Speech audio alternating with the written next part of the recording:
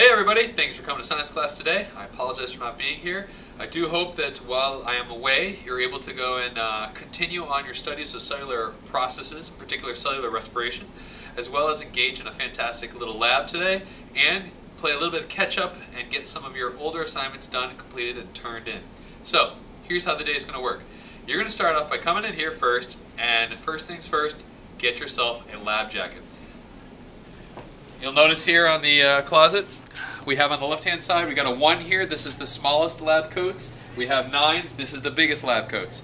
Take your size accordingly. When you're done at the end of class, the last 5 to 10 minutes will be set up for cleaning. Please make sure that you put it on the hanger and return it to roughly the same area as just described. If there is a pressure for time, you may put it on the back side of the chairs, but really, between yourself and Mr. Sutton, I want to make sure that everyone's able to go and clean up for the following class so that everyone has the same experience. Very good. Okay, once you have your lab coat, definitely want to get yourself a pair of goggles. The goggles will be up in the front of the room, at which point get yourself a pair of goggles. These are going to stay on this whole lab, all right? The goggles are not necessarily needed in the very beginning of the class because you're going to do a little bit of reading. On page 263, I'm going to ask that you read page 263, in particular, cellular respiration and breaking down of carbohydrates. Once you're done reading that, you want to come on over, get yourself this lab sheet. And on this lab sheet, you're also going to find at the table you're standing at, you're going to have a rack with test tubes in it. You're going to have some bromethymol blue solution. You're going to have a 10 milliliter graduated cylinder. You're also going to have a beaker with water. And you're going to have some straws. The straws are needed to be used for the lab. I've got to make sure that everyone remembers that the straw should not be thrown out until the very end of class. Okay?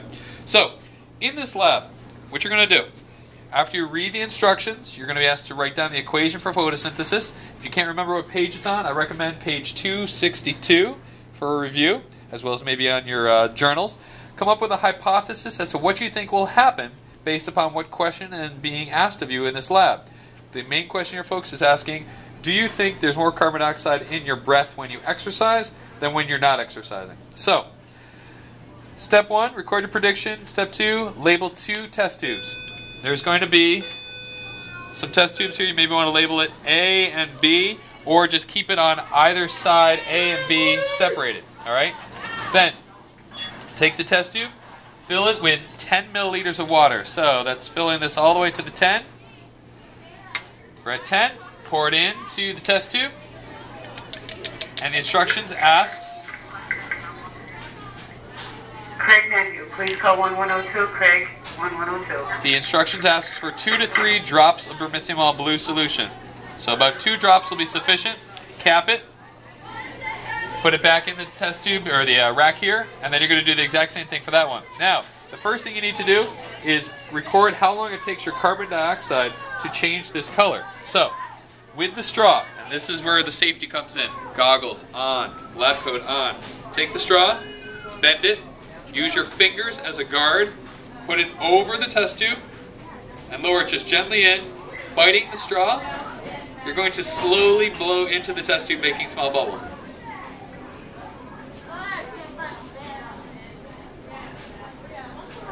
You do not want to blow really hard, as it will eject back into your eyes. So you want to make sure you keep that clear.